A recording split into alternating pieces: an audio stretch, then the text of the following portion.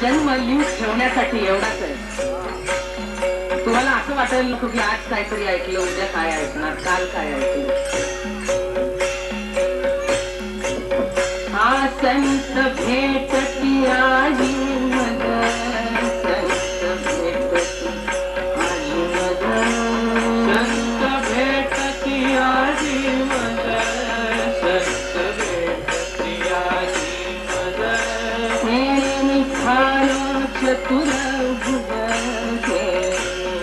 झालो चतुर्भुज, मी झालो चतुर्भुज, मी झालो चतुर्भुज. दोन्ही भुजा तुळी सहज, दोन्ही भुजा तुळी सहज, दोन्ही भुजा तुळी सहज, दोन्ही भुजा तुळी सहज. दोन्ही भुजा तुळी सहज, दोन्ही भुजा दोन्ही भुजा तुळी सहज, दोन्ही भुजा तुळी सहज. दोन्ही सूक्ष्मी वाढल्या, दोन्ही सूक्ष्मी वाढल्या, दोन्ही सूक्ष्मी वाढल्या, दोन्ही सूक्ष्मी वाढल्या.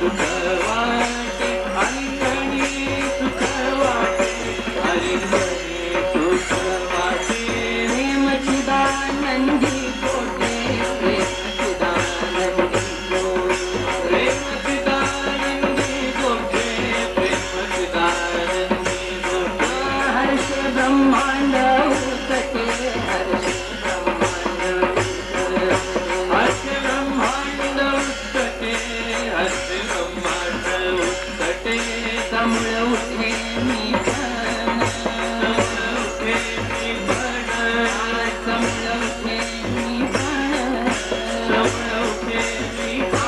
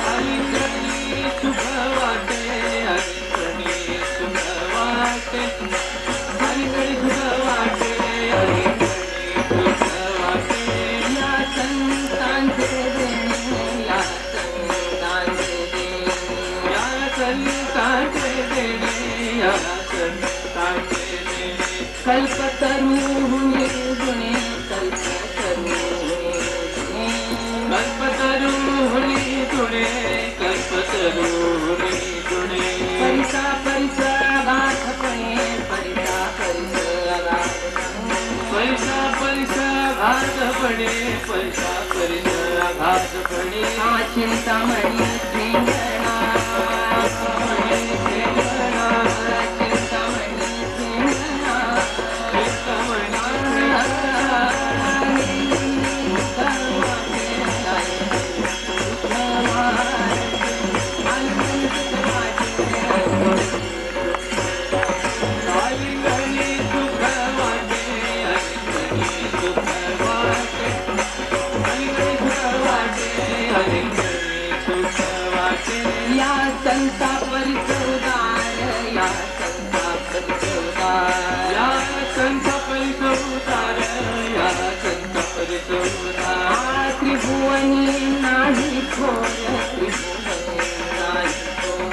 त्रिभुवनी नाही थोर त्रिभुवनी नाही थोर माय बाप सहोदर माय बाप सहोदर माय बाप सहोदर माय बाप सहोदर आयस मित्र सोयरे आयस मित्र सोयरे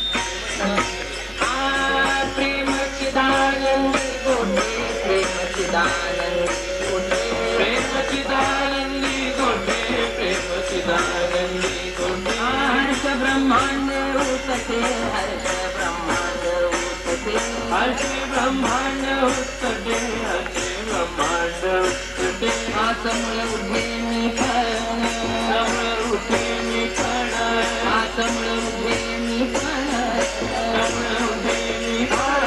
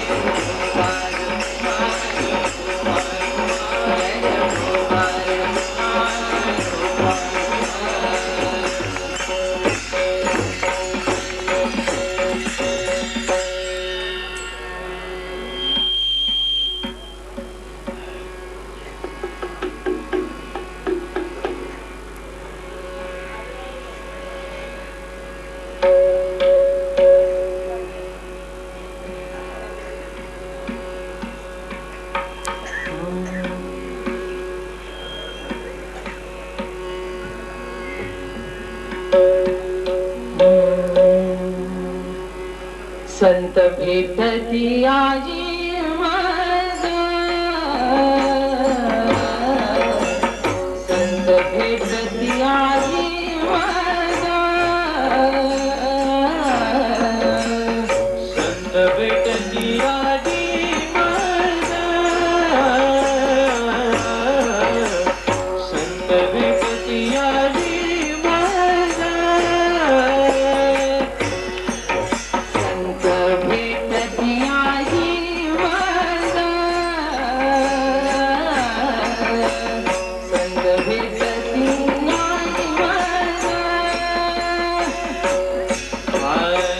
संत भेटती आजी माझा,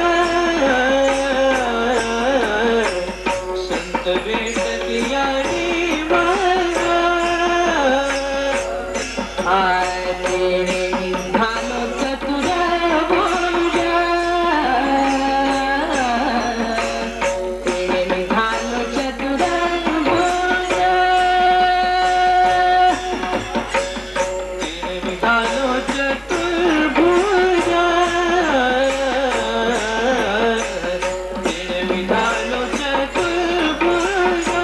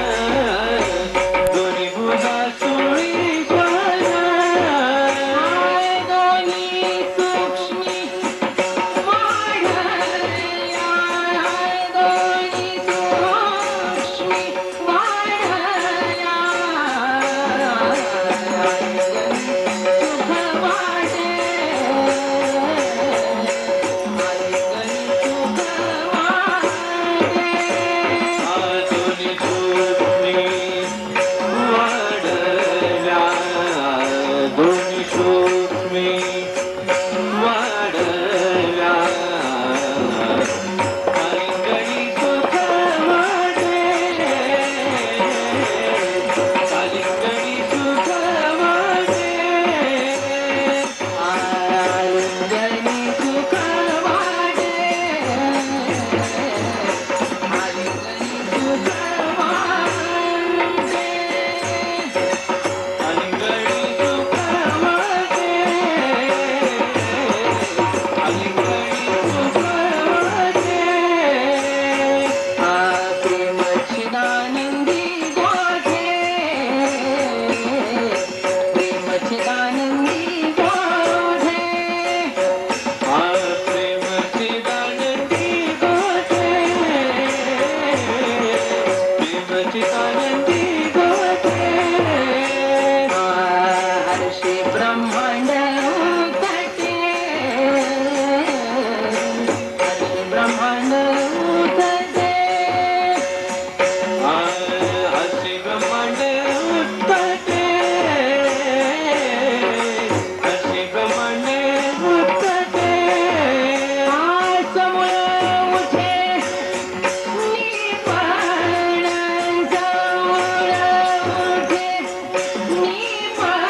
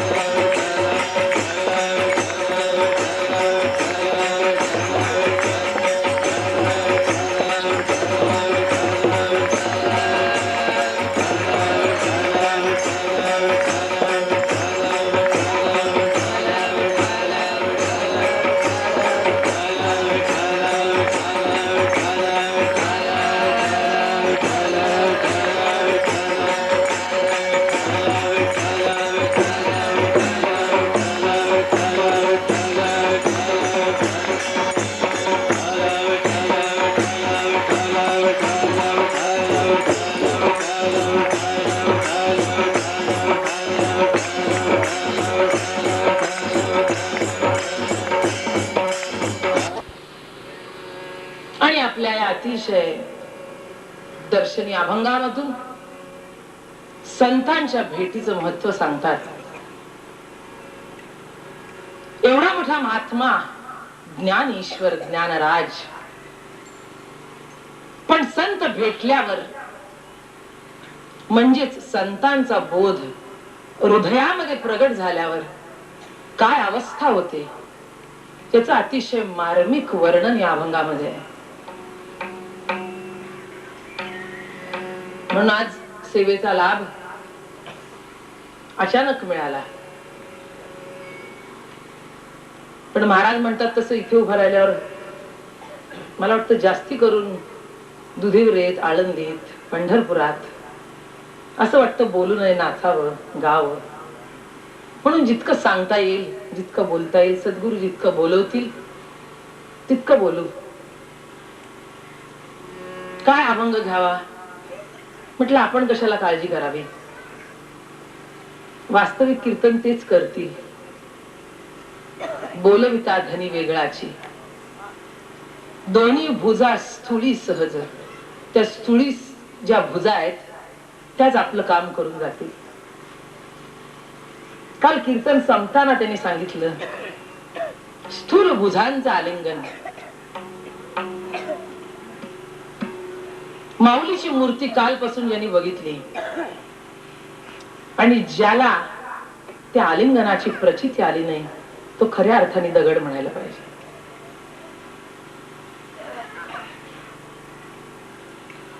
आज सकाळी पूजा केली,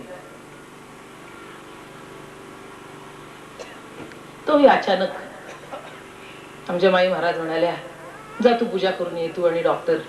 अरे म्हटलं वा, मी एक अक्षर सुद्धा उच्चारलं नाही, पळत सुटले. काय मला इतका आनंद झाला, इतका आनंद झाला की स्थापनेनंतरची पहिली पूजा आपल्याला करायला मिळाली.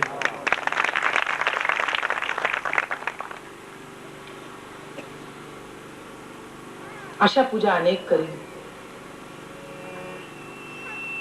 अशा पूजा आपण जीवनात अनेक करू. पण पूजा म्हणजे पूज्य भाव, पूजा म्हणजे लीनता, पूजा म्हणजे समर्पण.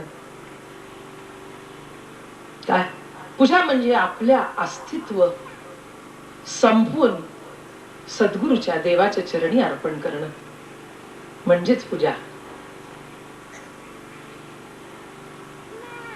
काय संसार करत असताना अहंकाराच्या अस्तित्वाच्या जगतात आपण वावरतो आणि परमार्थ करू लागल्यावर विशेषत्वाने भक्ती मार्गात आपलं अंतःकरण, आपलं हृदय पूज्य व्हावं लागतं.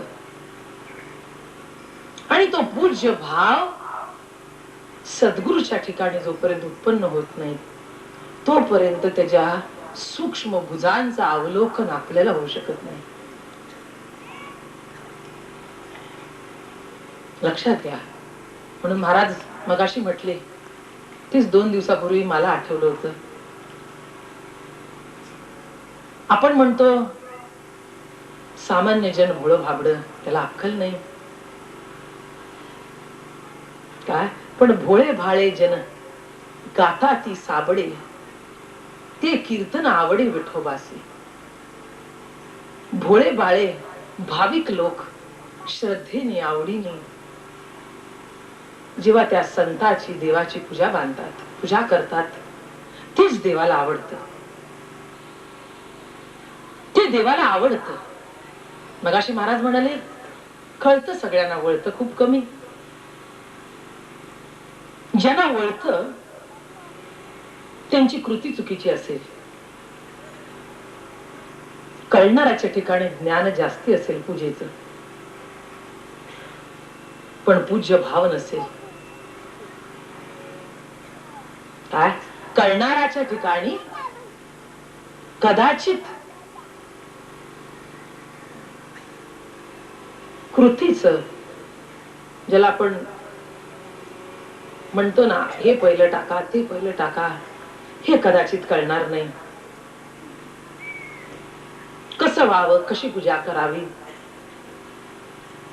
कदाचित कळणार नाही, पण ज्याच्या ठिकाणी पूज्य भाव आला त्यांनी सगळं त्याच्या पदरात सर्व पारमार्थिक धन मिळालं असं मला वाटतं, नाही का? म्हणून दुपारी आम्ही सकाळी पूजा करत होतो, बरीच माणसं होती. मगाशी ज्यांनी गायलं ते मला म्हणत होते, आम्ही कसं गाऊ, आम्हाला गाता येईल का? गाऊ शकू, पण उच्चार बरोबर असतील की नाही? मी म्हटलं त्याची काळजी तुम्ही करू नका, कारण वारकरी संप्रदाय आणि भक्तीचं महत्वच हे आहे की जिथे भाव आहे, देव भावाचा भुकेला. मग तुम्ही म्हणाले हा अभंगाचा प्रश्न कुठे आला? भाव आहे, देव आहे, संत कुठे आले? काय आपण म्हणू भाव आला, देवाबद्दल भाव निर्माण झाला, पण लक्षात घ्या भाव कशाला म्हणाला हे पहिलं आपल्याला कळायला पाहिजे. कायकांच्या ठिकाणी भाव असतो, पण तो भाव योग्य प्रकारचा आहे का हे लक्षात येत नाही. आपल्या अहंकाराला, आपल्या कर्तृत्वालाच आपण भाव समजून बसतो. जिथे माझा भाव आहे तिथेच सगळं संपलं. आणि तेच संत संगतीत संत जणू कंदील दाखवतात आणि परमार्थाची सोपी वाट सामान्य जनाला क्रमण्यासाठी मार्ग दाखवून जातात. काय संत जणू कंदील आहेत, संत जणू प्रकाश आहेत. वाट आहे, चालणारे आपण आहोत, पण प्रकाश नाही, तेच कळायला होतं. खड्डा असेल तर खड्ड्यात कधी पडू हे कळत नाही.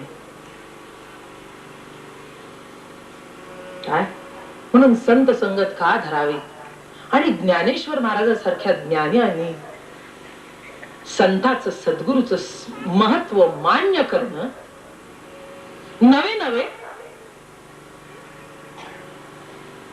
मगाशी सांगितलं गुरुस्तुती लिहिली गेली, आचार्य उपास्ती लिहिली गेली.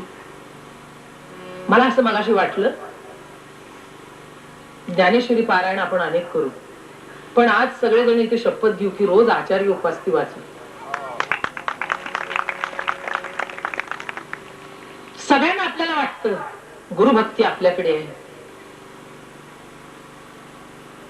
काय सर्वांना वाटतं माझ्या इतका गुरुभक्त कोणी नसेल, काय माझ्या इतकी माझ्या संताची भक्ती कोणी करत नसेल, हे सर्वांना वाटतं. मग सर्वांना आपल्याला वाटून जी प्रचिती, जे सुख, जो आनंद हृदयात वाटायला पाहिजे तो का वाटत नाही? म्हणून असली मिजाज कुणी मारू नये. उद्धव जवळ होता कृष्ण परमात्म्याच्या, नातलग होता, कृष्णाचा सौंगडी होता. हेच ज्ञानेश्वर महाराज म्हणजे संत कसे आहेत. संतातला इथे थोडासा फरक. संत पद जे काल सांगितलं, प्रेम प्रतितीवर सतत ज्याची नजर तो संत. उद्धव कृष्ण परमात्म्याच्या सतत जवळ वावरत होता, पण प्रेम प्रतिती प्रत्येक अनुभवात दिसली नाही. काही विशिष्ट अनुभवात प्रेमाची प्रतिती आणि इतर ठिकाणी विकाराची प्रतिती, हेच आपण काय वासनेची, हेच आपल्याला दिसत. आणि ज्याला विठ्ठल सुखा विठ्ठल दुखा तुकया मुखा विठ्ठल, तुकया मुखा विठ्ठल, तुकया मुखा विठ्ठल,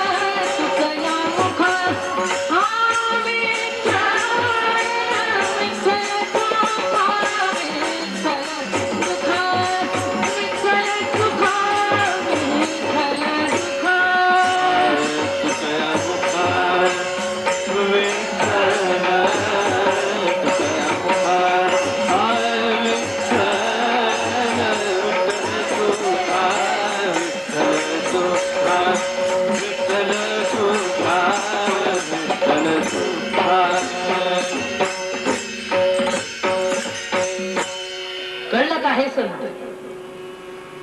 म्हणायला जाताना अभंग इतका सोपा वाटतो, त्यात काय विशेष आहे? विठ्ठल सुखा विठ्ठल दुखा तुकया मुखा विठ्ठल, पण सर्व सार त्याच्यात साठवलेला आहे. ज्या व्यक्तीला विठ्ठल सुखात आणि विठ्ठल दुखात दिसतो तोच संत. काय? तोच सुखाच्या पाठी आहे, तो दुःखाच्या पाठी आहे. याची निश्चिंती जेव्हा होते तेव्हा कुठेही दुःख डगमगत नाही. दक्षिण उत्तर मारुता मेरू जैसा पंडुसुथा, सुख दुःखी प्राप्तार्था मध्यस्थु जो. काय? दक्षिण उत्तर मारुता मेरू जैसा पंडुसुथा, सुख दुःखी प्राप्तार्था मध्यस्थु जो. असा जो असतो तेच संत आहेत. काय? आपण अशा आहोत, वाऱ्याची झुळूक आली की पान जसं हलतं तसे डगमगणारे आपण आहोत. आणि जी एक निश्चय आले की एकच प्रिय सत्ता सर्व ठिकाणी अवतीर्ण आहे, सर्व ठिकाणी चैतन्यमान आहे, तो तेच संत. आणि आश्चर्य वाटून घ्यायचं किंवा कमी वाटून घेण्याचं कारण नाही. काय? अंबरीश प्रल्हाद उद्धव अंगद नामया तुकया, त्यातला उद्धव. आणि शेवट तुका झाला असे कळस भजन करा सावकाश. तुकाराम महाराजांचा आधीचा अवतार उद्धव आहे. मी नीट सांगा, काय लक्षात घ्या काय सांगते ते. काय? तुकाराम महाराजांचा आधीचा अवतार उद्धव आहे. मागे बहुता जन्मी हेच करिता आलो आम्ही. फक्त इथे तयारी पाहिजे अनेक जन्म परमार्थिक प्रवास करण्याची. संसारिक प्रवास करणारे सगळेच आहेत, पण परमार्थिक प्रवास कुणाला नको असतो. कारण परमार्थिक प्रवासाची गरज भासत नाही. दुपारी 1:30 वाजता भूक लागल्यावर आतडी तुटते, पोटात वेट येऊ लागतात, पाणी मिळालं नाही तर घसा कोरडा पडतो. पण विठूचं दर्शन झालं नाही म्हणून अंतःकरण अतृप्त कोरडं झालेलं कोणाला वाटतं का? जीवन निराश आहे असं कोणाला वाटतं का? हे ज्याला वाटू लागलं किंवा याचा विचार ज्याच्यामध्ये येऊ लागलं म्हणजे समजावं की तुमची कुठेतरी परमार्थिक उन्नती, परमार्थिक प्रवासाचा विचार सुरू झाला असं म्हणून. काही मार्गावर असतील, काही विचारात असतील, काही मध्यभागी असतील. तो प्रत्येकाचा भाव जसा जसा प्रत्येक जण परमार्थ करतो किंवा असं म्हणून ईश्वरी सत्ता प्रभू घडवते तसं घडत असतो. म्हणून उद्धव अवतार पहिला, 3-4 अवतार पहिले तुकाराम महाराजांच्या.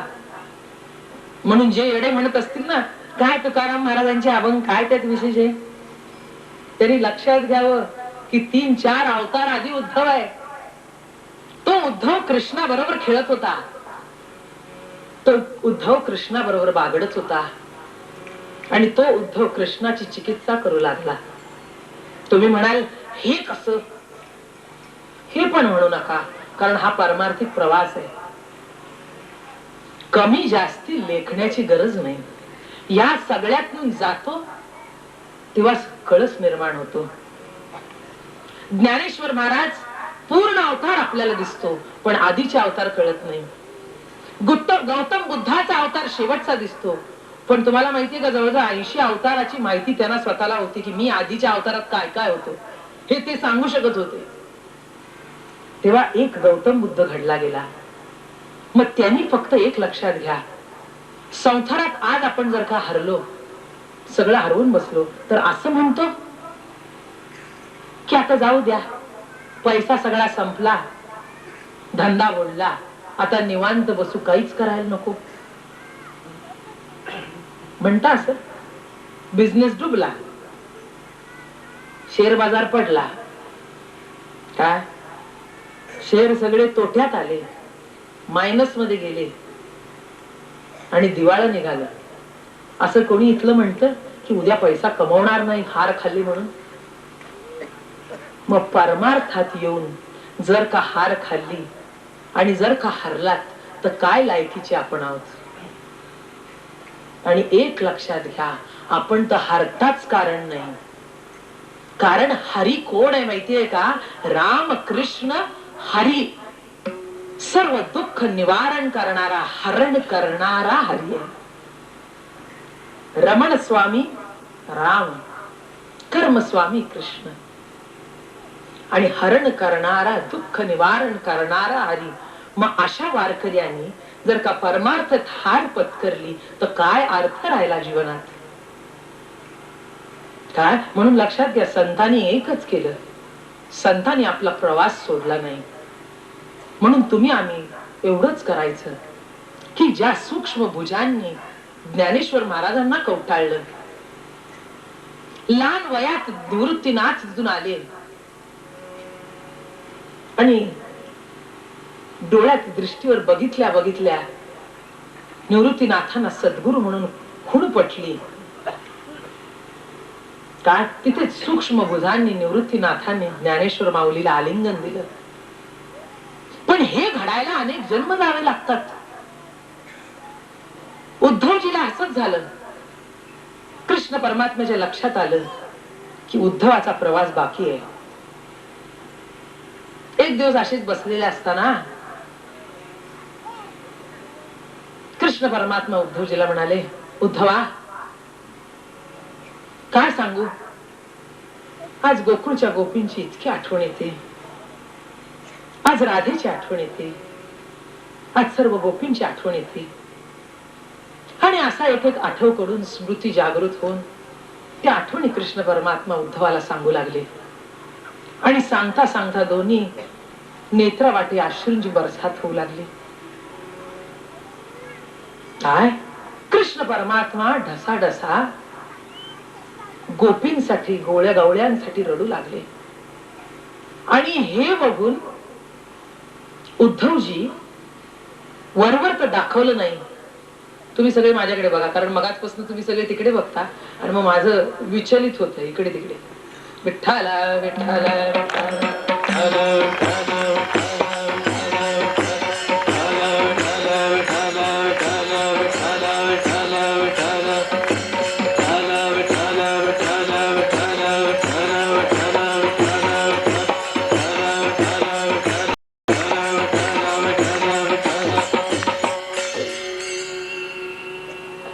आणि कृष्ण परमात्मा कंठ दाटून आला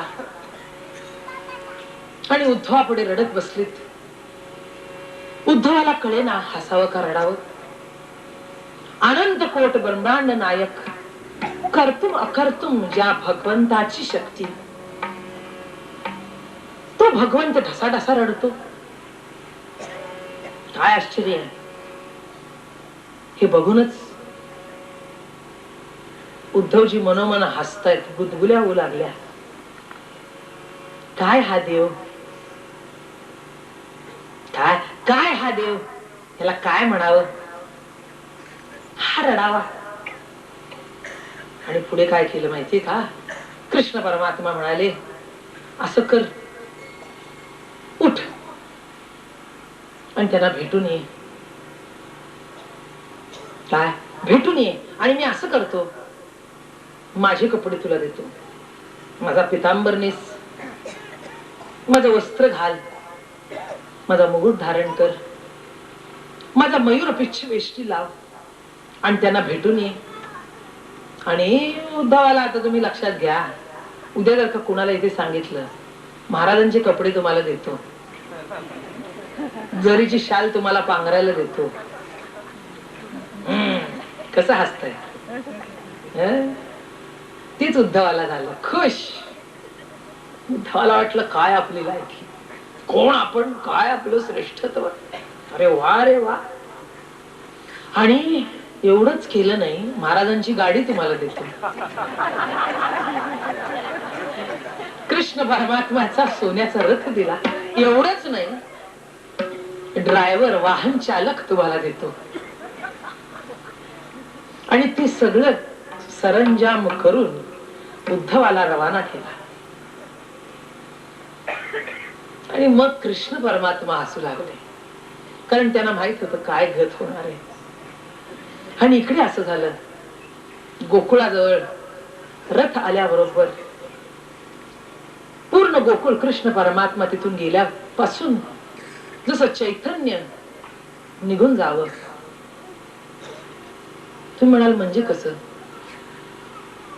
आपण ग्लव्ह घालतो की नाही, हातमोजा, त्याचा हात काढून घेतल्यावर ते कसं दिसतो?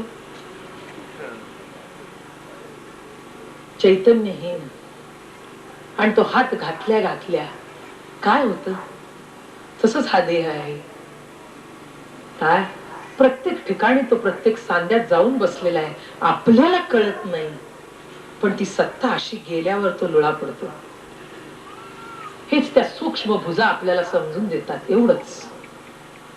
सूक्ष्म भुजा म्हणजे सूक्ष्म ज्ञान. काय? ज्ञान चक्षु काय म्हणजेच संतांच्या भुजा आहेत. आणि त्या ज्ञान चक्षु संतांच्या ठिकाणी प्रेमाचा आधार घेऊन आहेत. प्रेम हा मूळ आधार आहे संत वचनाचा. हे लक्षात ठेवा. ज्ञानाचा हे एक सूत्र लक्षात ठेवा. आणि हेच उद्धवाकडे नव्हतं. काय? हे उद्धवाकडे नव्हतं. म्हणून कृष्ण परमात्मा कसा होता माहितीये? कृष्ण परमात्म्याच्या अवताराचं वैशिष्ट्य, तू गुरुबंधू पिता, तूची आमची इष्ट देवता, तूची सदा रक्षिता पदी यामुते. म्हणून अर्जुन आणि उद्धवा एवढे भाग्यवान मला दुसरं कोणी दिसत नाही. म्हणून भावार्थ होतो ऐसा अर्जुन मैत्रियेचा कुवासा, सुखे शृंगारलिया मानसा दर्पण जो. कृष्ण परमात्मा आपलीच प्रतीती अर्जुनातून उद्धवातून भोगत होता. म्हणून दोन लाडक्यांमध्ये थोडासा जो अहंकार होता तो काढण्याच्या खटपटीत दोन जगातले मोठ्यातले मोठे दर्शनी ग्रंथ निर्माण झाले. एक गीता आणि एक मद्भागवत. लक्षात घ्या. काय? दोन लाडक्या भक्तांसाठी, एक अर्जुन आणि एक उद्धव, एक गीता एक भागवत. काय? तिथे गुरुही तोच झाला, बंधूही तोच झाला, पिताही तोच झाला. म्हणून इथे कृष्ण परमात्मा संत